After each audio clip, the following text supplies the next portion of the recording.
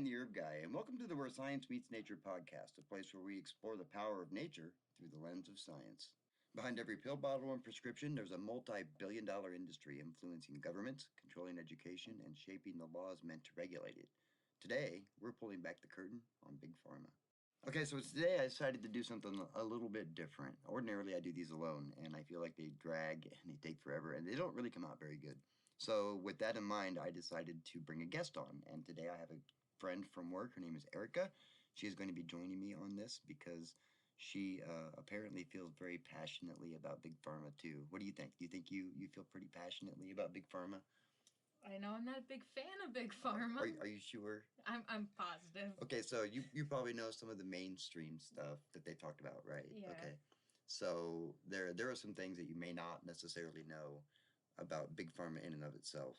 So Do I actually want to know Well, these things? probably, well, I mean, if you do, it'll give you a reason to be outraged. At least then you'll I have already have reason enough to be outraged by him. Oh, you're gonna love this then. All right, so to be fair, pharmaceutical companies have been around for, well, pharmacies anyway, have been around for thousands of years, right? So what a pharmacy was, all the way back to Mesopotamia, so 3,500 years BC, they had pharmacies where, you had your doctor or your faith healer or whatever they were using. They used their herbs. Well, that was the pharmacy. That's where you would go to get your stuff, right? Right. And of course, that trend continued. The Egyptians and the Greeks and the Romans and all that. So, all those guys did that. But over time, that pharmacy has kind of changed, right? Up until about 1906, everything was herbal. All of our medicine was herbal. Very, very few of it was not herbal necessarily, because they actually started using minerals and other things like that, but everything was usually herbal. So, and it kind of changed. The pharmaceutical industry itself kind of changed in some interesting ways, because pharmaceutical companies, there are some that are still around, that have been around forever. Right. So how old do you think the oldest pharmaceutical company still alive is? We kind of talked about it, so feel free to throw that number out there. I don't know. Was it the 1800s one? Oh, well, there was one. Yeah. There was a bunch that started in the 1800s. No, these But ones they're even older. They're older. There's two of them that are. Oh, you did say 1600s. Right. There's two of them that are still in business from the 1600s. So Merck. Oh my God. Have you ever heard of the Merck Yeah, I've company? heard of Merck. They were founded in 1668. However, they were started as an apothecary, which is essentially just a small herb shop, and then of course they branched out. Obviously, they're really big. And then there's one out of Japan that was formed 10 years later in 1678 called Mitsubishi Tanabe Pharma Corporation, and they did the same thing too. They started as an apothecary shop, but they kind of did mergers. Okay. So they would buy other ones, and now they're just this big kind of global conglomerate. They're not not as big as some of those others. I've never heard of them. So. Right. Well, I mean, they would probably be sold more in the Asian continents. Now, there's some other companies that are just as, or not just as old, but are old, been around for a minute. So have you ever heard of the Eli Lilly Company? Yeah. Okay, so I actually have a book from them from 1901, and they were founded in 1876, and they were the first to do gelatin-coated pills and capsules, and of course now they're one of the largest pharmaceutical companies in the world. Park Davis was established in 1866, and they were the ones that helped develop the more systematic methods for clinical trials. Okay. So they kind of helped set the stage for how we do clinical trials today. Well, we kind of changed how that, but we'll talk about that. There's Otis Clapp and Son. That was in 1840. That started as a homeopathic pharmacy, obviously, because they didn't have drugs back then. Well, they did, but we'll get into that here in a second, too. They became one of the oldest operating pharmaceutical manufacturers in the U.S., and in 2008, it was acquired by Medique, but the products continue under the Otis Clapp brand. Then you have Bayer. It was founded in 1863. That's a European company. And they've, as you know, they've acquired a lot of stuff. We talked about that. Yeah. They acquired Monsanto, so now they own, isn't it weird? So they own seed companies. Right. Okay. And they own the pesticide, the Roundup. That's sketchy. And you're right. And now they're a pharmaceutical company too. So they own the drugs that'll fix the illnesses you get from from their other parts of their business. Right. Yeah. Isn't that convenient? Yeah. So you gotta love Bayer. That's how you make all the money. Bayer has had kind of a has kind of a rough rough time for a minute there. Back in like 1896, they tried to patent the willow tree. The willow tree? Yeah, right. Because okay, so aspirin used to be made from willow. All right. Right. That's what it came from. Didn't have the side effects of giving you ulcers and all. It's a blood thinner, but it did all the same stuff as aspirin. Right. So about 1896, the Bayer came over here and they said, "Hey, we want to patent the willow tree." How do you patent a willow tree? You It grows can't. naturally. Right. That's why. That's what frustrates pharmaceutical companies so much. Oh, Right. the natural grown stuff. Right. Now, this book you've been kind of eyeing through. Mhm. This is it's called the Materia Medica in Pharmacy and Therapeutics. This was the Google of its day. This was what doctors used, pharmacists. They had therapeutists. Those were the ones that actually saw you and did what a doctor does now. They were called therapeutists. And then you would go to the pharmacist. And in smaller rural areas, Mhm. they were all of it. You know, right? You One-stop shop. right. You know, the doctor would be there, and of course he would know. He'd have this big book which had nothing but plants in it, right? And Yeah. it told you exactly how to break them down, what it was for. Mhm. It told you how to diagnose. It talked about specific conditions. The chemistry in it's actually pretty advanced. I mean, I'm going to assume you took some chemistry in high school. Yeah, I took some chemistry in Okay, high school. so if you read through this, you'll be like, wow. You know, you'll see that their chemistry. In some cases, it's like, wow, it's well over my head too. It's gonna be well over my head anyway. Right. So this stuff is kind of fun, but this was our medicine, right? And you can just go through and look at some of the herbs and plants that they used, because they had a little. They even have the opiates, so in there, like the poppy, and how to break it down. Because that's how they used it as medicine back then. So, and that's the book that was the reference book. Now they also had what was called a pharmacopoeia, Mhm. which listed all the current syrups. It tells you how to make everything. This tells you how to make everything. Capsules. Resins. Well, they had tablets back then. Suppositories. Oh yeah, you have to make a little bit of my everything. gosh. Yeah. Now nowadays though, that was discredited. Now about 5 years after this book was printed, all the stuff, all this information that Mhm. every doctor in the United States used, all of this information Yeah. was invalid. How? Well, How's well- that invalid though? well, because okay, so this process started before the 1900s. Right. Okay, so in the 1840s, there was this tiny little organization called the Journal of American Medicine. Yeah, I've heard That of was it. started Yeah. right now. They're just called the American Medical Association. Yeah. And they control lots of stuff too, like WebMD. They run that. Oh, okay. So So they're the ones telling you you're dying right, and stuff. Okay. and you know what it was really started as? It was like a union for doctors. That's it. And they started working with these pharmaceutical companies, right? Right. So you had companies like Bayer that can't get a willow tree plant patented. Right. So then they're just gonna.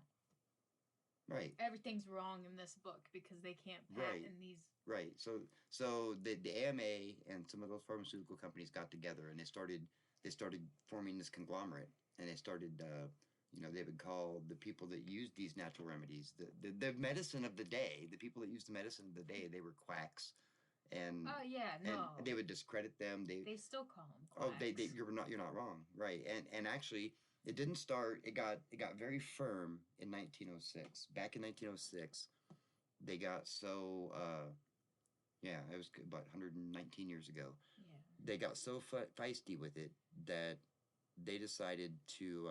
Well, here's what they did. First, they started discrediting it by saying, "Well, the science isn't really all that accurate," and now you read some of the recipes Right. in here. Like, how are they Down- gonna say that when these people have put in their time and energy to and that break it down? This was their actual science. Right. Right. So Okay. now they're discrediting that science. Now, and what they're saying was that this is when they started to term this stuff alternative. 1906. This is alternative medicine, because at that point, when Bayer discovered that they couldn't patent the willow tree, they kind of had this internal meeting, and, Yeah. and they're like, okay, so at this point, we're going to stop doing the research on the plants themselves. Right. We're going to strip the compounds out of the plants, do the research on the compounds, So and that then they could patent the patent compounds. them. Right. Yeah. So Oh, that. right. Yeah. And that's where aspirin actually started to not be made from the willow bark anymore. And Yeah, aspirin's not good for you either. though. no. But white willow is. Right. If you take white willow, it doesn't have any of the side effects Right. because there's that synergistic effect Mhm. with all the herbs and compounds, right? So at that point, all these doctors. So even if somebody had been practicing medicine for 30 years, he was now a quack and he didn't know what he was talking about, even though he had to be so exact in his Right. measurements and his measurements and his dosages. Everything had to be so exact down to the grain, like not gram, grain. Too much of something can kill you too. Right, and they were very like. There's belladonna is in this book. That's right. Too much of that. A drop or two either way is fatal. And they have another one, American mayapple, which is highly toxic as well, but it has the ability to reverse radiation damage in the body. And but it broke down specifically how to turn that into a tincture and exactly what dosages to use. But so in 1906, they had an act that all these guys got together. This is also when lobbying really started. With Congress, right? Yeah. So in 1906, they passed the law,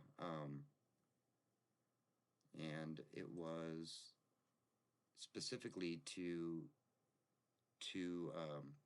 formalize everything, to make everything more standardized, right? Yeah. And of course, but it had to be chemotherapy, it had to be radiation therapy, it had to be all the current therapies that aligned with what the AMA wanted.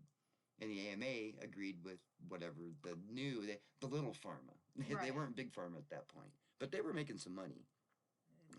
They saw an opportunity. They seized it. Oh yeah, I mean, and to be fair, if you talk to if you watch and you listen to any of these pharmaceutical CEOs, they're like, well, why did you raise the price? And they invariably say, well, I have shareholders to answer to. Right. Yeah. Yeah. But who owns the shares? Rich people. Yeah, rich people. Yeah. So what she's really saying is, you have to do what the rich people want you to do. Right. Right. It makes sense as a business aspect, but it's really not cool for the little guy. It isn't, and it makes it very difficult. Makes you dependent on all these. It did, and drugs and stuff. But they were able to do it by saying that because plants vary, depending on location and soil, that maybe the medicine would vary. But the main constituent of the plant is what makes it that plant. Right. To be fair, like if it had different chemicals in it, a plant is only three things: you have water, you have fiber or cellulose, and you have chemicals. Right. That's it. What else is there? So if those chemicals are there, I'm going to assume that a lot of those properties are going to remain the same too, or it wouldn't be that plant anymore. Right. Yeah. No, that's what makes the plant the plant. Right. That's my perception on it. Yeah. But whatever. I agree with that perception. I know? I'm just some herb guy. What do I know? And I'm not, and I agree. So yeah, it was 1906. I'm trying to find the actual name of the legislation. Yeah, and what it did was it kind of made the herbal medicine kind of illegal, right? You couldn't use it anymore. Right, you can't prescribe herbal medicine now. Right, and everything went more towards what the AMA and it's standardized, like you said earlier. And that's when it really, in 1910 there was another one that went through. I gotta find it. I have that one too. 1910 there was another one that went through, and it kind of set the stage for what was coming, because they kind of knew at that point. They knew where they wanted to go with it. They knew how to make money. And they do it very well. At this point, they make so much money. Yeah, and they do it very well. They do. I guess you can't fault them for. No. Because they have shareholders to answer to. Shareholders. That's very important. Their own pockets. Right. Well, I mean, those guys make millions of dollars. Now, here's the other thing. Oftentimes, you can see that ex-CEOs of pharmaceutical companies will always tell on them. Right, yeah, no, they do. And it's kind of fun. I saw a video once, and I have tried everything I can to find that video again. I cannot. He was the old CEO of Pfizer. Yeah. Okay. And he was talking about, after he got out, they were talking about, what were they talking about? Erectile dysfunction. Yeah. And it was, at that point in time, it was a new disease, and they were developing a new drug, Viagra. Yeah. For that issue, right? Yeah. So they didn't have a name for it, and that wasn't what Viagra was designed to do. Did you know that it wasn't? It was something for blood pressure or something. Right. It was something with blood pressure. It was a heart drug, and the reason why they use it now was a side effect. That's actually the side effect of the drug. I knew that one. So they didn't have a name for it, and they didn't have a marketable market. I mean, they knew that there were men that were having those issues. Right. This was back in the early 80s. But they didn't have a name for that issue.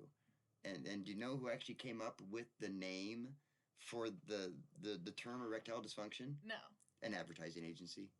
Genius. Right? That's genius. Right. And after they caught it, and the guy said it. He said after they coined the term, the pharmaceutical reps started going to the doctors talking about erectile dysfunction, and then it became and then it caught on. And it was part of the nomenclature, and then poof, next thing you know, everybody's saying it. Not now, it's an actual diagnosis, but the term was actually developed by an advertising agency.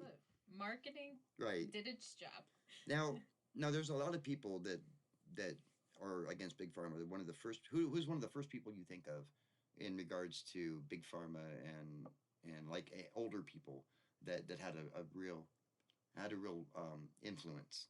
Rockefeller? Right. Everybody says Rockefeller. Everybody screams about that guy, and he was not a prince, right? In my opinion, he's the one who got us set up for standardization. Yeah. The education system to get you ready for work, and of course, the similarities between like classrooms and jails and the military. Oh yeah. They're all almost identical. I always used to call school jails. Right. So and it's all the same. It's depressing. And it's the same as work, because we can't go to break until a certain time. We don't go to recess until a certain time. Right. So yeah. You got to do everything exactly. Right. Yeah. Right. We both work at a factory, so we understand how that Everything's works. Everything's standard. Right. So they do the same thing with. That's what he did. And he was actually training people. Is what it was to get into his get used to working. Now he did have some ancillary stuff, some kind of stuff on the side that he did. Yeah. I mean, he did kind of introduce some petrochemicals to pharmaceuticals, but there's not as much of that in the drugs as you think there is. Right. And he was like a very tiny cog in the whole machine. I mean, they were doing. Just got him going. Right. He was like in the 1920s, or maybe, about the early 1900s. Right. Well, Big Pharma was already kind of starting their thing way before him, so he just capitalized on what they were doing anyway. He helped him along. Right. Heck yeah, man. In his pockets some more. I can make me some more change. Right. So, but his thing was, hey, if you use some of my oil, I bet you can make some really good drugs out of that. And Big Pharma was like, yeah, man, that sounds great. So, they did that, and then of course the American Medical Association has a monopoly on healthcare in regards to. They're the be all end all for whether you can be a doctor. They can discredit you. They can. Right. Yeah, that's true. And they used to do that all the time. Like anytime anybody came up with new stuff, they would do that. Like the guy that said, hey, if you wash your hands before you give birth to a baby, maybe not so many of them will you'll have stillbirths. Maybe we won't have so many stillbirths. And they actually drove that dude crazy. They drove him into an insane asylum. Oh my! Right, because how dare you? Because you'd have a guy that was messing with a cadaver. Right. 5 minutes later, you walk into the next room and deliver a baby, and then they wonder why the babies were having issues. Right. Because they didn't know about that. Could be. And then this guy started washing his hands. I started washing my hands before I did this stuff, and people weren't getting sick. Well, now they just do it. Well, now they make you. Yeah. Now that you have to do it. But they drove that guy to an insane asylum. That's kind of crappy on their part. And they did that with anybody that did anything that was against the mainstream. Okay, so there was a guy that came along later. His name is Royal Raymond Rife, and he developed what was called the Rife machine. He developed a microscope. Yeah. Way before its time. That even to this day, it's claimed, though they can't find a microscope now. After he died, it just kind of disappeared. Anyway. So he developed a sound machine. Yeah. And he was able to determine that specific sounds and frequencies can kill specific cells while leaving other cells harmless, like cancer cells and colds and viruses and stuff like that. So he had the Rife machine. You can look this up. And I believe you. And he had 12 doctors that had his machines, and they were scattered across the country. And there was a guy that was not a pleasant individual. We kind of briefly talked about him. His name was Fishbein was his last name. I think his first name was Wilson Fishbein. He worked for the AMA. Oh. And he worked like from the 1920s until a little bit later, and he discredited Rife. He wanted to buy Rife's patent. He goes, hey, I want to buy that patent. He wouldn't sell it to him. him. Rife's like, kiss my hair. Yeah, And he's like, no, you buy this patent. So when Rife wouldn't sell him the patent, that's when he went on to discredit him. And then they did the same thing to him. They ran him into bankruptcy. They put him in jail. he just kept treating people, right? And because it worked. You take that oath too to help people, right? So and Fishbein, they say he was a medical doctor, but from what I understand, he never even saw any patients. He's kind of like Fauci. Oh yeah, okay, yeah. Right. He was the medical doctor that just does research. He was the Fauci of his day. Yeah. And he had a lot of pull, and he eventually he was found to have so much corruption and everything that he did that they drummed him out of the AMA, and then he came back, and then they drummed him out again, and he never got to come back again. Seems like a running theme. Right. He was a real prince. People that don't actually practice. Right. Right. It does seem right. You got people that don't actually. I mean, they might have the medical knowledge, right, per se, but they were more about making more money. Right. He did that with another lady in the 1920s. Her name was Renee Casey, and she was a Canadian nurse, and she had a friend of her husband's, or if a friend's wife passed away from breast cancer, according to the story. And so she's like, heck with that. And so she started looking around for remedies for cancer. She wanted to make sure to stop that. So she found a local native shaman who used herbs medicinally for that. And she had heard that he had great success with a lot of his clientele. This is in the 1920s in Canada. And, so she went to him, and he gave her his recipe. So she started using the recipe, and she tinkered with it, and she messed with it. There's only 4 herbs in the recipe. And she kind of tinkered with it and messed with it until she finally found the results she wanted. So she went to these doctors, and she would go into the hospices where the people were getting ready to die. And the doctors were like, they're going to die anyway. Do what you want. So, and of course, the patients are like, oh, I'm going to die anyway, might as well. Right. And about 80% to 90%, depending on who you talk to, walked out of that hospice cancer-free from her treatment. And she was like bouncing from clinic to clinic doing this all across Canada. She came down here to the United States because she wanted to make it more mainstream. Right. Pharmaceutical industries wanted to buy her patent. She wouldn't sell it. Well, there's a reason. Because they said they were never going to actually do anything with the patent. She was also... No, I wouldn't sell that either then. Right. She's found this way to help people, and then they're not going to use it. Right. Well, that's what they did back then. Makes sense, though. Right. Money. Customers, not cures. Right. So she said no. They did the same thing with her. They tried to discredit her. They threw her in jail. Her recipe's still alive today. Yeah. Now, she sold that recipe to a company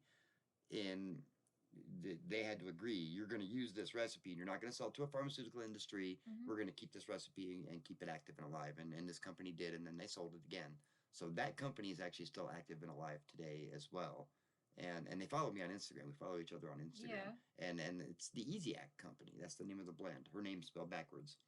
And those 4 herbs, I did a breakdown of those 4 herbs and why does it work for cancer. And only one of those herbs has any real actually anti-cancer properties. The rest of them just boost your immune response. That's it. Most important thing's your immune system. Right. 70% of your immune response is in your gut, and all those herbs are good for your gut. And it was just 4 simple herbs.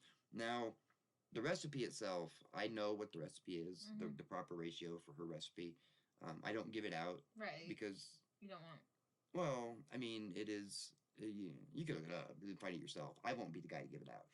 Because I'm friends with that company. Right. And not that they pay me anything. I don't get any money from it or anything. But once they saw how I broke down, told her story, how I broke everything down, they were like, wow, I love the story. And they started following me from then on. But they don't get enough recognition. They're still active on Instagram, and they only get like 3 or 4 views here and there. Instagram will not promote their stuff. Oh, yeah. And the reason why why they can discredit Easyac, they never did any clinical trials on it. On purpose. Oh. They well, if you did clinical trials and it showed that it worked. Right. And you can't patent it. You can patent the formulation, but you can't patent the herb. Right. So, and of course, if they're cured, are they going to come back for more? No. Probably not. No, I mean... They don't need to anymore. Right, why would they? Right. They don't need it. I mean, Henry Ford used to make tires that didn't wear out. I didn't know that. Yeah. They used to be solid, and they lasted forever. Until somebody said, Yeah, well... Yeah. Gotta make money. Right, so now you gotta change them after 30,000 miles. Why do you think the appliances are so bad now? Well, gotta keep buying them. It seems that no matter what you buy nowadays. Yeah, breaks within a couple of years. Right. Well, I think that's a business model. So they decided to come in with standardization, and they discredited all the herbal medicine. Well, now it's starting to become more of a mainstream thing. Now, here's some other things they do. They are the largest lobbying group in the world, the pharmaceutical industry. Mm-hmm. They give more money to Congress than almost everybody else combined. Yeah. And so there's this guy. I showed you a picture. His name's Martin Shkreli, and this is how you know that they're corrupt. So there's Martin Shkreli right there. Doesn't he look like a real peach? Look at that! Look at that smug face. He's proud of himself. He is. Right now he's in prison, but he was in a congressional hearing. See, there he is with his congressional hearing. Look at that! Look at that smile on his face. So he was the CEO. This is him. He doesn't even look that old. This is him during the hearing. Oh yeah, he's proud of himself. Right. Now he was the CEO of a pharmaceutical company that made an AIDS drug. Right. That was only $13.50 a pill. When he took over. And then one night he was texting with a friend in the bathroom, and he decided to raise the price of the pill. How much do you think he raised that price by? I don't know. Per pill. Huh? Per pill? Mm-hmm. It was $13.50 a pill. Well, he's probably like, what would they go, like $100 a pill? $750. Oh, that's even worse. Right. What? Right. What? Right. So the reason that's why he's so proud of himself. The reason why he's smiling like that is because Congress had a hearing. They're like, what the heck? Because public had an uproar. Right. And he went to the hearing, and you could see him. I watched parts of it. It was kind of disgusting, but he was sitting there and he was smiling the whole time, just like that. As those he made a bunch of money off of it, though. What do you think he was saying to those congressmen? I paid you, and I paid you, and I paid you, and I paid you. So nothing happened to him, and he was smug about it. He's like, hey, I got shareholders to answer to. And they asked him, why'd you do it? He's like, yeah, because I could. Yeah. It's all about making profit. A lot of those hearings, though, that Congress does is just for... Right. Well, here's what happened to him, though. So, see that smug look on his face? See how smiling and happy he is? Somebody wipe it off his face for him? He went to prison for tax evasion. Okay. Yeah. At least he got his justice. Right. He ended up doing like 7 or 8 years in prison for that. So, yeah. So I have shareholders to answer to. That's common. I understand that, but at the same time, you're messing with people's lives. Right. They don't care, though. It's about profit. And people can't afford that, though. The only rich people can afford $700 a pill, and you're lucky if your insurance will cover for it. Right. If they cover anything. Right. Right. So that's kind of what Big Pharma does now.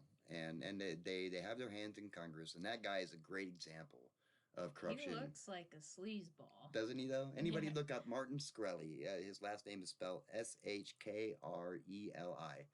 And he's not smiling now when he got put in prison. But see, this is that hearing. Look at that. He's just so happy with himself. He wasn't so happy. I mean, I've seen pictures of him going to prison. He wasn't nearly as happy. See, there, he doesn't look very happy there. No, he doesn't look happy to go to prison. Right. Well, I mean... Yeah, so he did. He was very smug in that hearing, and you could tell those senators were like, "We're going to find a way to get you." Right, and in the end, they did. And they did. So the government will fight back, but other industries do now do the same thing. They're lobbying Congress, but Big Pharma does the most. Now the other thing is, you used to see doctors get in trouble for kickbacks. Yeah. Okay, and you don't hear about it in the news anymore. No, you don't. You know why?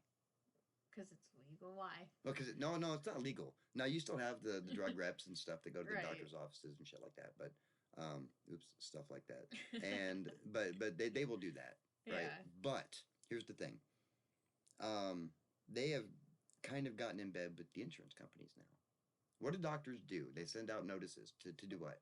To get yourself vaccinated, to make sure you get this checkup and that checkup and this checkup, and oftentimes. The number one leading cause of death in the United States is heart disease. Right. Okay. So oftentimes they're going to put you on drugs like statins. Mm-hmm. And, well, the insurance companies get bonuses. If you get a certain amount of people, or doctors will get bonuses. Now, some people say that's been debunked, but there have been too many people that have shown that, bonuses depending on the procedure. And this prevents them from getting the kickbacks from the pharmaceutical companies. Mm-hmm. Right, so the pharmaceutical companies are still able to peddle their stuff. Yeah. They give it to but they do it through the insurance companies by incentivizing the doctors to do certain types of procedures. Now, there will be some people that say no, that then try to poo-poo that, but that's how it's working now. Why else would there not be doctors going to prison? Right. Yeah. No. And who went to prison when it was kickbacks? Was it the doctors or was it the pharmaceutical reps? Pharmaceutical reps, was it? No, they no, never. It wasn't. Not one pharmaceutical rep ever went to prison for that. But the companies are found criminally liable. Okay. Like, Yeah. But nobody goes to jail for it. The doctor goes to jail though. The doctor goes to jail. Yeah. Right. Okay. Right, but not the pharmaceutical company who actually paid the doctor to sell the drugs, or incentivized the doctor to sell the drugs. I watched a movie about that, like where the pharmaceutical companies were going in there, like representatives were going in there and giving. They still do that. Profits for the right. Like giving doctors money to write the prescriptions, and that's how you even if they don't work or they're not what it's for. That's how the opioid epidemic started, was because of that, the kickbacks and stuff like that. Yeah, now they crack down on it.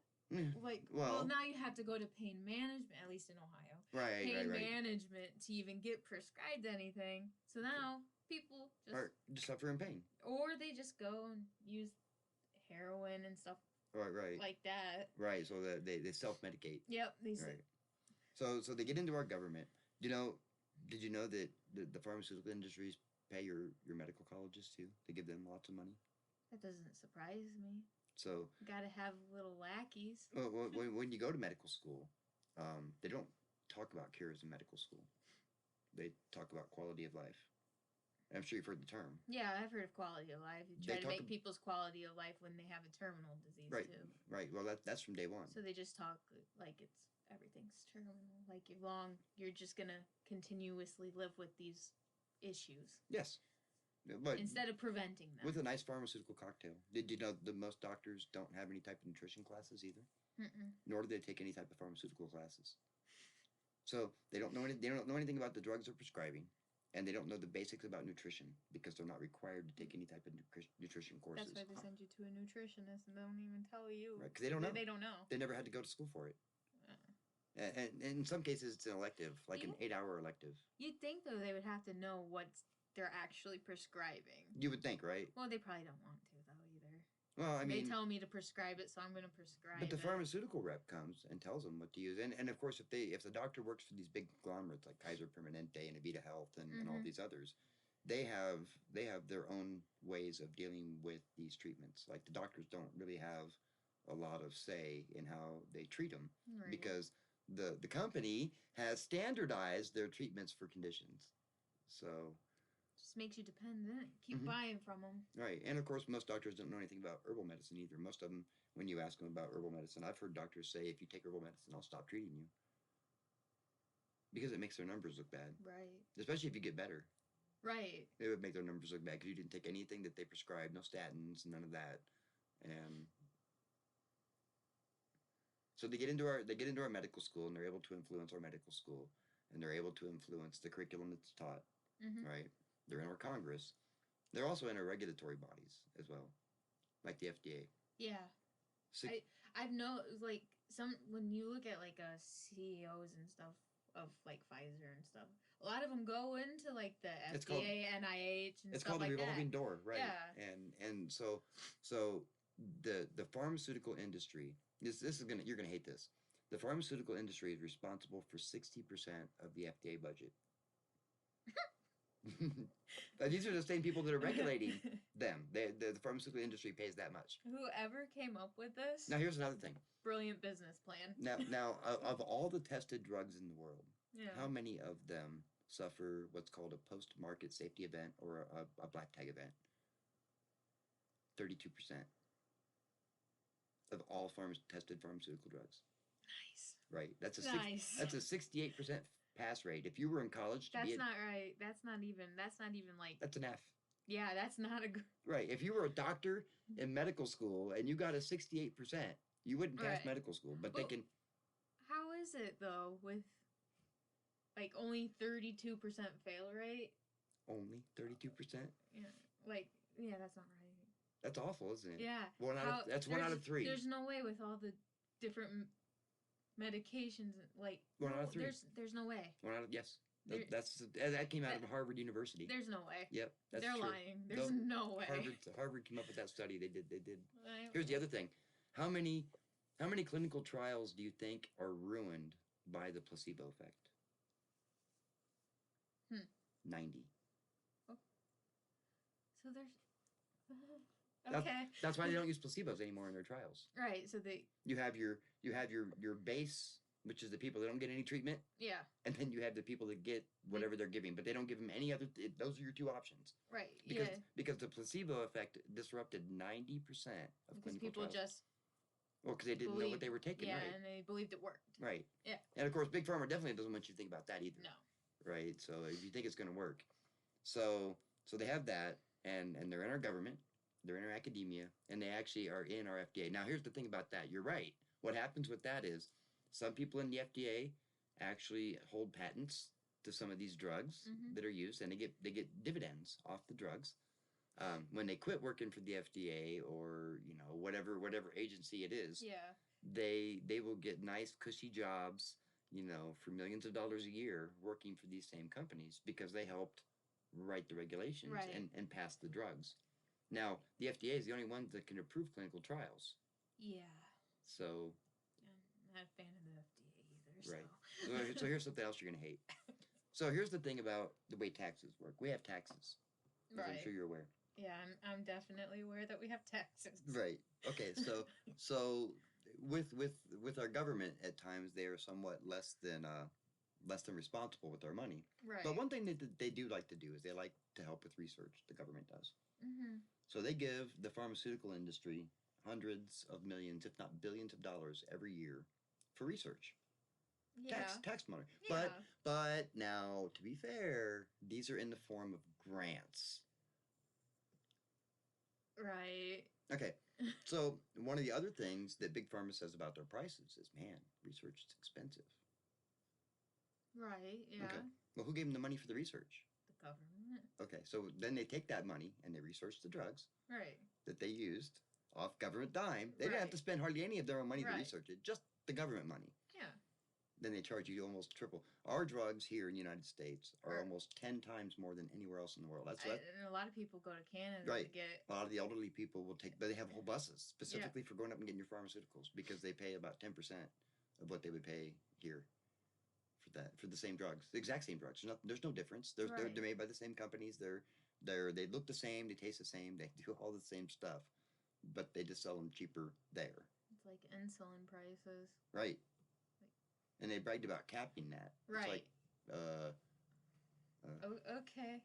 Well, that's what the woman, the CEO of the company that does the EpiPens. Yeah. That's what she said too. When they said, "Why'd you raise the price so high?" She said she had shareholders to answer to. I have shareholders. That's what she said too. Yeah. But you have people that they're gonna die. She knows. But she has shareholders to answer. I don't care. No one cares about your shareholders. She does. She wants that job and that $20-30 million bonus at the end of the year. It's ridiculous at this point. I don't believe you. It is bad.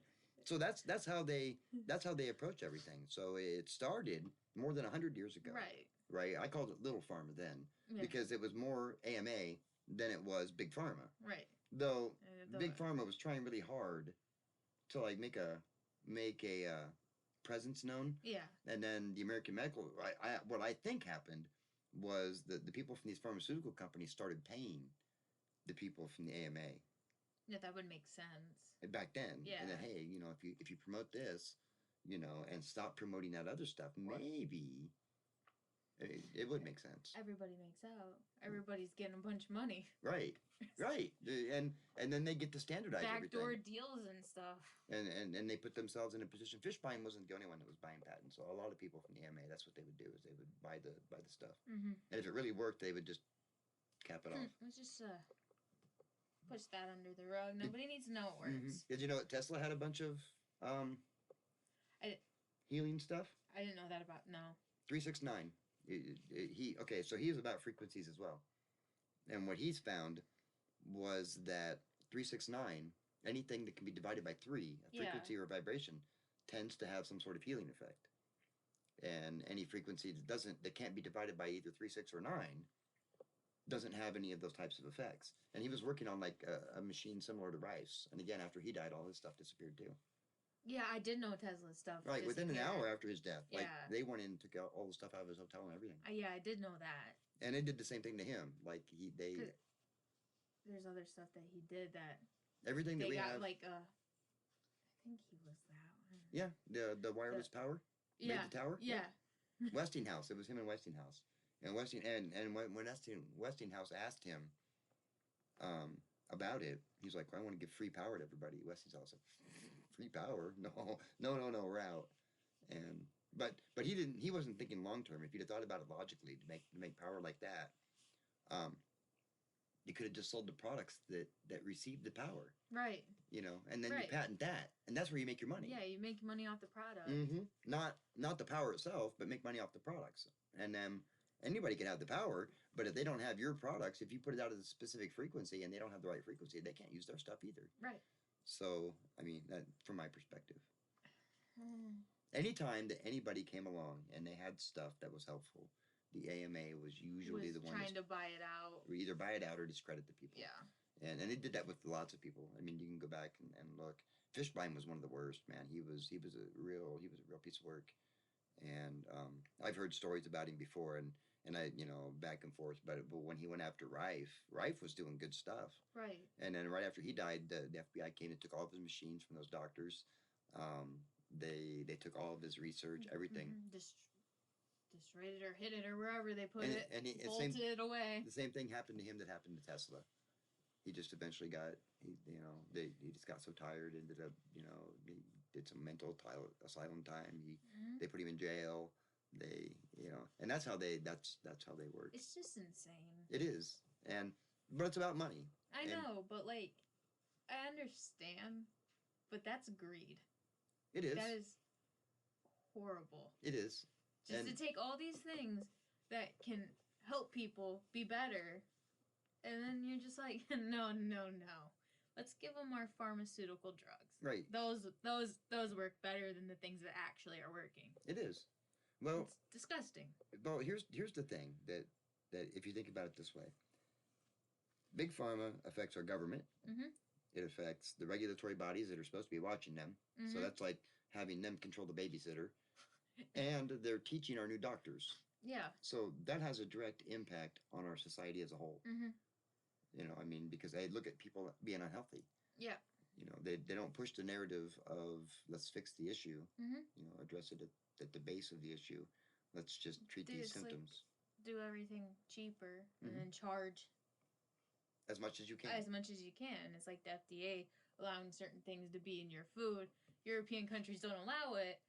But it's cheaper to make it with all this, garbage in it here. Right. But, in Europe, they're like, oh, yeah, nope. Oh, well, here's the thing about that. There are European companies, pharmaceutical companies, that test our drugs here. Oh, because we allow it. Right. Yeah. Well, I mean, look how much money they give to the regulatory bodies. Right. So it only makes sense. They can get away with more stuff here, believe it or not. Except where in their own countries they would not be able to do that kind of testing. Right. And that's giant. It's disturbing. It is. It's so disturbing. And a lot of people don't want to talk about it. Some of these platforms, they get a little salty with you when because who's the biggest advertisers on these platforms? It's Big Pharma. Yeah, you always see Pfizer ads and stuff on TikTok and when they're pushing for. You have a 1-minute ad that gives you 10 seconds of what it's good for and 50 seconds of side effects. Yep. But okay, so it is a fallacy. I lied earlier. There has been one cure that Big Pharma's made. They found the cure for hepatitis C. Oh, yep. Mm-hmm. Yep. It's a pill. Yeah, I know. And it costs $27,000 or something like that. Have you heard about the side effects? No, but I know someone who's had to have this hepatitis C pill. Did it work for him? Yeah. Oh, that's good. It worked for him. He was up in the hospital and they were giving it to him, and it's I swear it's a $27,000 pill or something like that, just for one pill. You should see the side effects. Go read about it. The side effects. You might be able to, you could potentially catch HIV from that. Yeah. And I think I knew that one. There's death. You could have liver failure.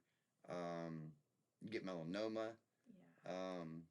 There was the side effects on it were and they're high.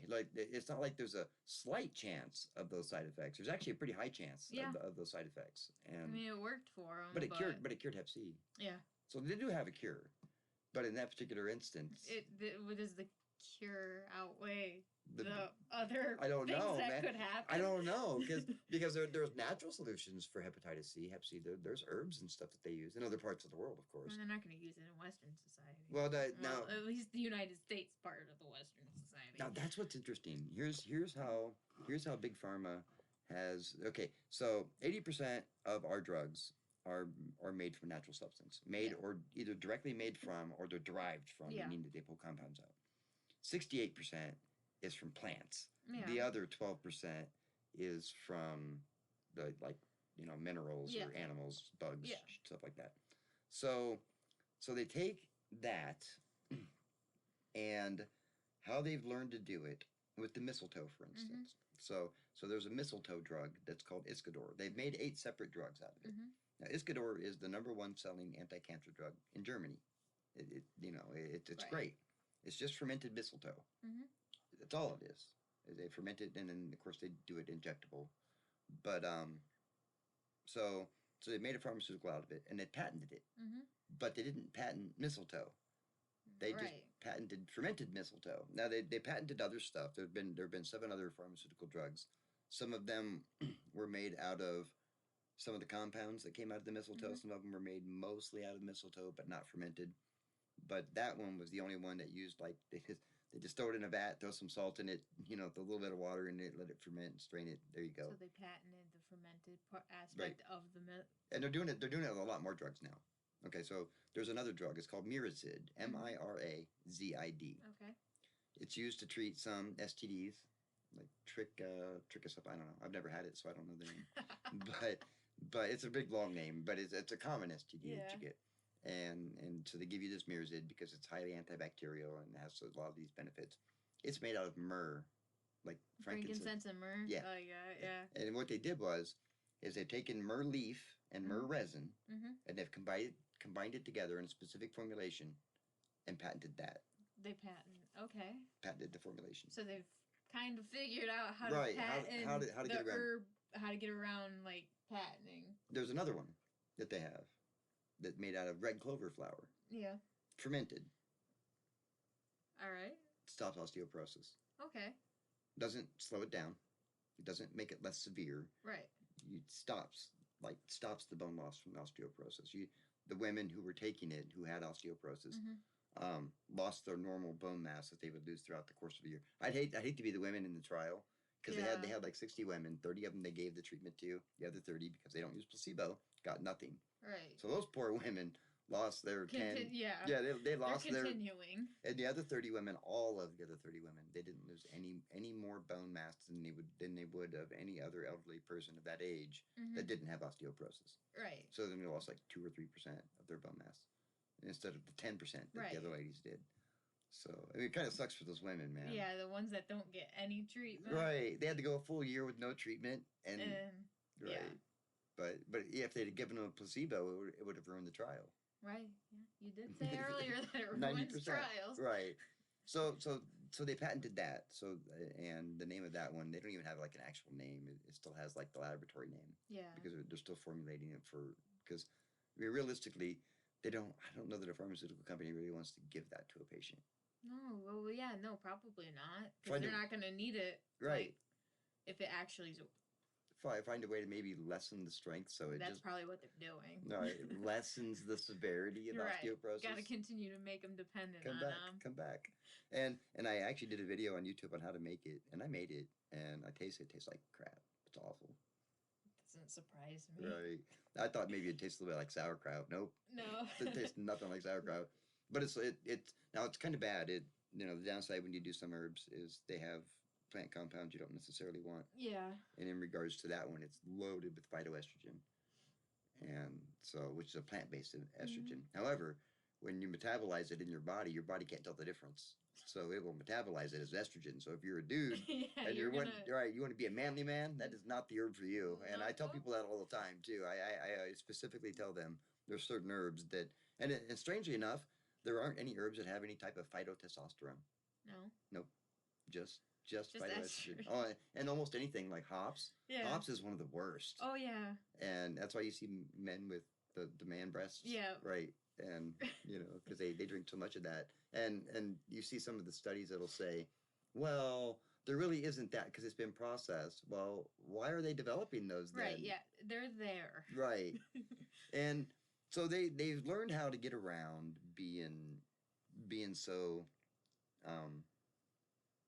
well, being able to use the herbs because they want I would assume that some of them want their stuff to actually work.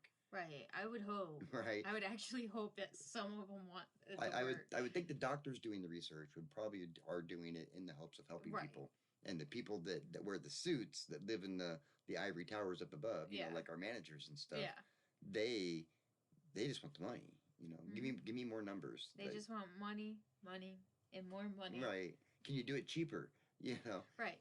Can you do it? But it doesn't help quite so much.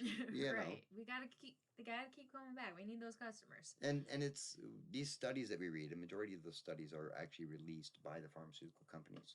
Okay. Yeah. So you only get to see about, on average, I think it was a Harvard study that came out that said you only get to see about 60% of any of the positive, especially about herbal medicine, any of the positive studies. You only get to see about 60% of those are actually published. Mm-hmm. And then of the ones that show the negative effects of big pharma, you're only going to see about 30% of those. They don't want to make themselves look bad. Right. So you're not going to see a lot of those published. I mean, they already look bad. A lot of those stay in house, and I guess the real question would be, what can we do about it? I mean, there's got to be a way to fix it. I think there's some hope. I mean, you'd like to think you could fix it. Well, they're so rooted into everything. Right. How do you fix it? Yeah, and more than 100 years. You're gonna have to cut down the whole, rip up the roots and all. Cut down the whole tree, rip out the roots. Well, now, okay, so there's a lot of people. Now, I don't talk politics on my platform. However, I'm not going to talk politics, but I am going to talk about some policies that are going to be recently potentially changing. And I've seen, I'm sure you heard about the recent election. Yeah. And there's a young man named RFK who is going to be kind of overseeing the FDA, Health and Human Services Director. I think is what they want to make him. Right, but I don't think Big Pharma would be liking that though. Well, did you see the tweet that he did? No, I'm not sure. He did a tweet and he said two things. He said, let's see, how did it go? Secure your records or preserve your records and clean your desk. He's kicking them all out. Right. There's going to be a lot of people fired. I mean, it makes sense though. Right. Well, if you get rid of those guys, then Big Pharma has less pull. Right. And even if they go work for the pharmaceutical industry. Yeah, go work for the pharmaceutical. They need to get out of like FDA stuff. Like, there's no place for them there. Well, yeah. I mean, that's how they make a lot of money. It's like doing a double check on your own, like at work, where you double check what you've done yourself. You can't double check yourself, and that's what they're essentially doing. It seems like it. Yeah. Right. So he seems to want to come in, and I have a feeling if he gets his way, right, and from what I understand, there can be some legal loopholes in regards to getting rid of people. It can be kind of difficult when it comes to federal governments. But if they're downsizing the government, right, there's always ways of getting around firing people, even if you're a union. Well, we're downsizing. Right. Look what they did with us. We don't need 42 managers. Right. Right. Look what they did with us. When we came in on a Friday. They said, "Oh, by the way, by Monday, you're all going to be laid off." Yeah, and then we come in on Monday, and they're like, "Oh, 2 more weeks." Right. Well, but they did late. They didn't have to. They kept more of us than they said they were going to. Right. And but that I have a feeling that if he gets his way, he can help with a lot of the poison and stuff that they're like poison for your body and stuff that they put and stuff. Well, some things Congress can do. Congress can remove the liability protection that Big Pharma has. Right. And, say, okay, you guys want to do what you do, that's fine. You can get the snot suit out of you. Right. And they do it, though, like, other things they try to do it with, like, the liability for, like, doctors. Yeah.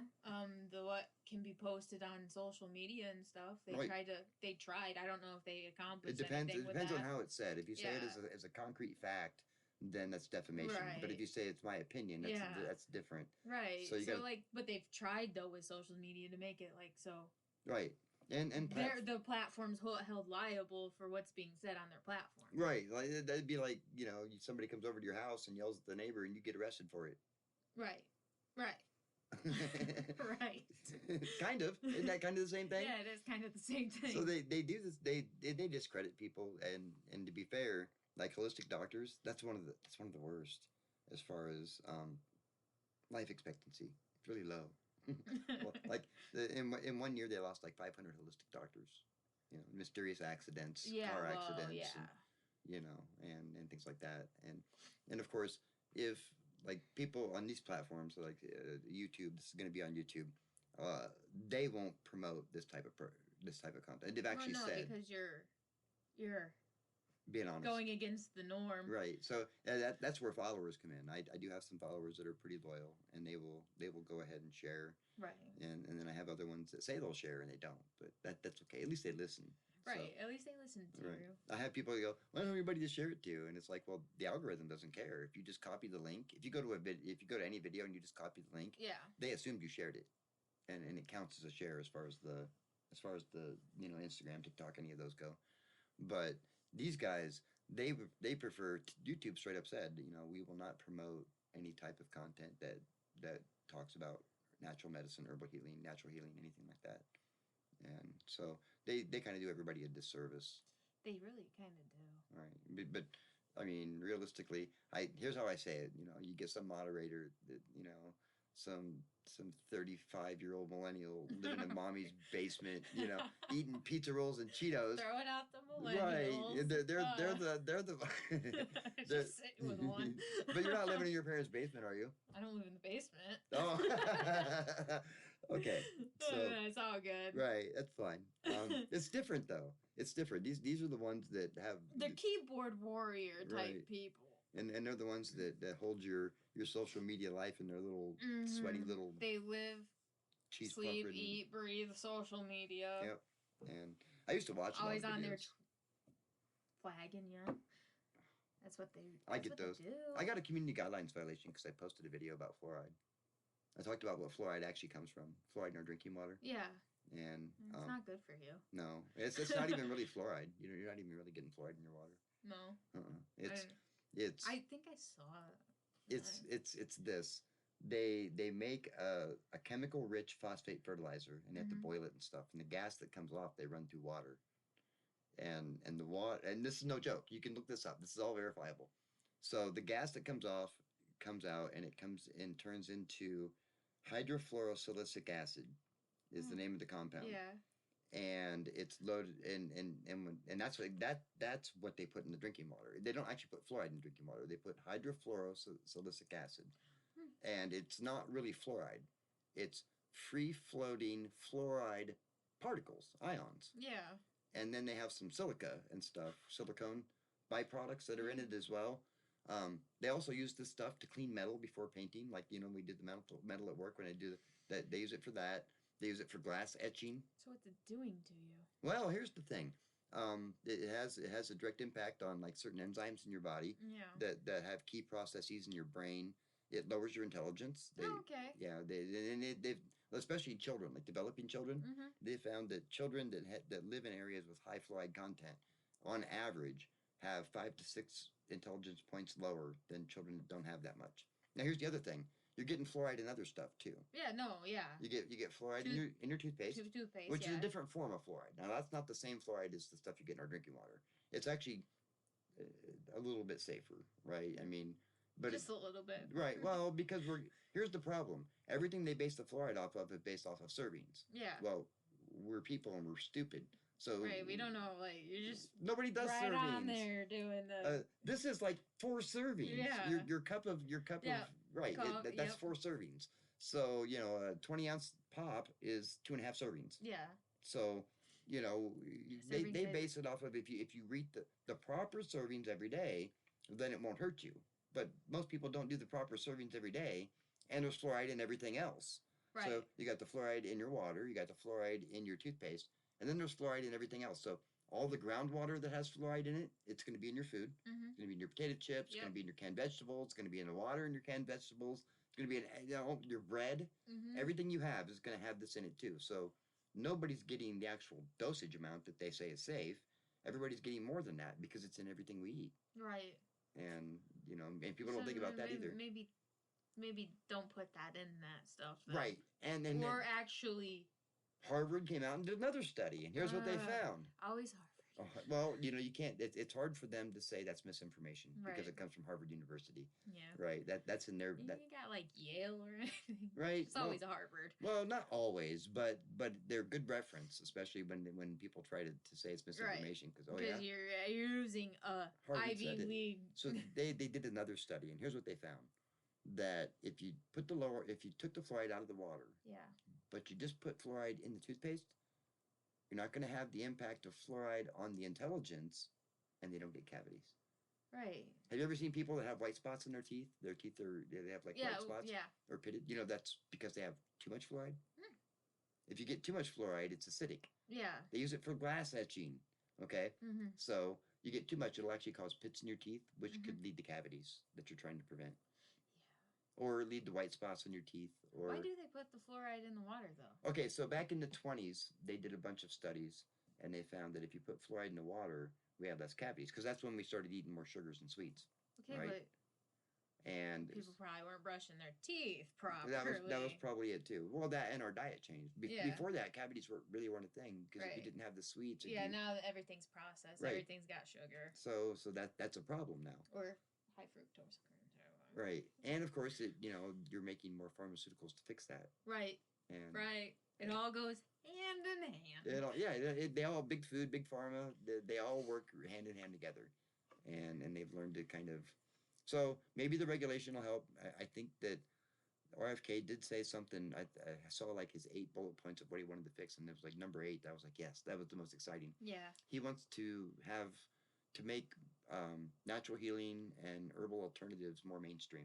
Mm-hmm. And so the information won't be like if you go to NIH right now and the National Institute of Health to look up an herb for a study, you won't be able to find those studies in their search engine.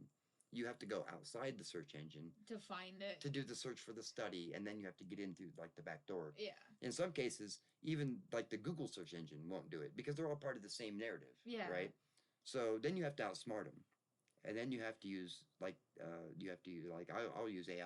Mm-hmm. I'll say, hey, find me a study that says this, or find me that I remember reading this study. It'll go through and it'll find that study for me, and then I can get to the link, and then it'll take me to the study. But it'll do it in like 30 seconds, where I would look for it for like 6 hours. And so you can use AI to cheat the system a little bit, and it makes it a little bit more fun. But I agree with you. It is kind of creepy. It is creepy. It's a little creepy. It is. Have a conversation with the machine. Right. And it wants to sound normal. It knows your whole life story. Right.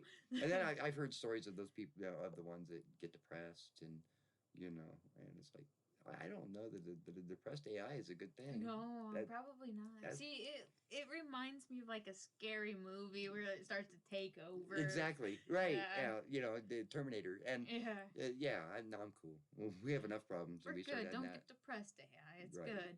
So I think we could probably, if we get enough people that follow, people that listen, if they actually start sharing this stuff, they could break the algorithm. Yeah. But you have to do their part. And more people, the good thing about it is more people are starting to become curious about it. Well, yeah, I mean, after everything that's happened in the past 4 years or so. That's the main reason why they don't regulate herbs right now. Yeah. Is why they don't regulate them? Okay, so you remember, you're kind of young. Remember a guy named John McCain? Yeah, I know who John McCain is. So when he was a senator, he tried to push for legislation to regulate herbs and herbal medicine, like really strictly regulate them. And one of his biggest donors, Big Pharma, came to him and they said, no, we don't want you to do that. He's like, why not, man? You guys tell us how dangerous it is and everything. Right. They said, well, if you do and you crack down and you regulate, people are going to start doing their own research on why we're regulating it. And we'll lose money because we'll lose customers. Yeah, because they're going to actually know. Right. And so they've been talking about it, and every time they do, all the donors from Big Pharma tell them not to. Because if you do, people are going to start doing it. And of course, right now, it's going to be kind of too late for them because now people are starting to do their own research. I've seen a lot. Like, I'm not on, like, herbal sides of TikTok and stuff, but I've seen a lot of people, though, like, just talking about it actually on my TikTok. But, I mean, it probably because our phones are so close together at work. Right. Also, probably, like, what I actually do follow on TikTok. I mean, it's not herbal, but Yeah, right. I understand. Yeah, that one was interesting. So in about a week or two, I want to do a Christmas podcast. Christmas We're going to podcast. talk about three things. Now, one of them we Talk already about talked about. mistletoe. We're going to talk about mistletoe, and then I want to cover frankincense and myrrh. Mm. Now we're going to talk about just the medicinal properties. I want to talk about some of the history. That like at one point, frankincense and myrrh were both worth their weight in gold. If you wanted, if you wanted a pound of myrrh, you had to give a pound of gold for it. Now it's so much they process it and harvest it and stuff, and it's a lot easier to get, thank God, and much cheaper. You can get a pound of herb for like $30 now. Good quality myrrh. Mm-hmm. Frankincense you can get even cheaper. You can get frankincense like $16-17 for a pound. Mm-hmm. So I want to talk about those, and then maybe some of the Christmas spices, because you got cinnamon, nutmeg.